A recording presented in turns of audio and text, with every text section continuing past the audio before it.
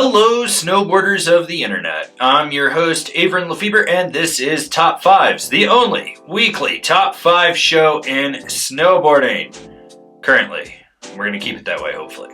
Anyways, this week's Top 5, the Top 5 Workhorse bindings for ladies. That's right, ladies, I heard your pleas that you wanted a list like we did for the men, so here you go. Number 5, the Union Trilogy, essentially the Women's Force, which is a workhorse binding. It's very meat and potatoes, and what you see is what you get, and what you get is a binding that'll strap you down and work in all conditions. Number 4, the Burton Lexa. I mean, is anyone really surprised? It's the longest running female binding in the Burton lineup. I mean, I'm not really surprised at this.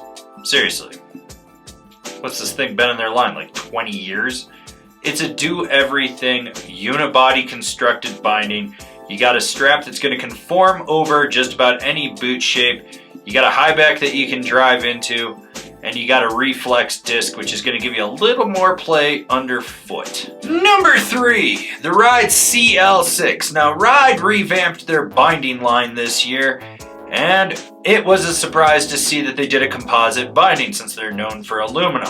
What you get with this binding is a two-piece construction which allows you to adjust that heel cup so you can center it where you need to. You got a one-piece heel strap to lock you in. The high back is rigid yet playful where you need it. And you have a mini disc underfoot which is going to give you a little bit more lateral play in there. Basically, it's a full-blown workhorse binding. Number 2, the K2 Bedford. Now, the one caveat with this binding is that it does have 3 degrees of canting in the footbed, which might be overkill for some people. So if you don't have a wider stance or you got some weird anatomy things going on, canting isn't for everyone. Now, the big thing with this binding is it's ultra lightweight, yet still highly responsive. You got tool-less adjustments on everything. Honorable mentions. These are all great bindings, but just barely didn't make it on this list. The Flux GS, the Bent Metal Meta, the Now Brigada. As I said, all great bindings, but just barely didn't make it on this list. And the number 1 workhorse binding for ladies is the Rome Guild. This is essentially the Women's Vice, a binding that I absolutely love. It's a price point women's katana with a lot of great features in it. You can adjust the heel strap height and spacing where you want it. You got a footbed that's got some solid dampening, a high back that is soft where you need it, yet responsive where you want it.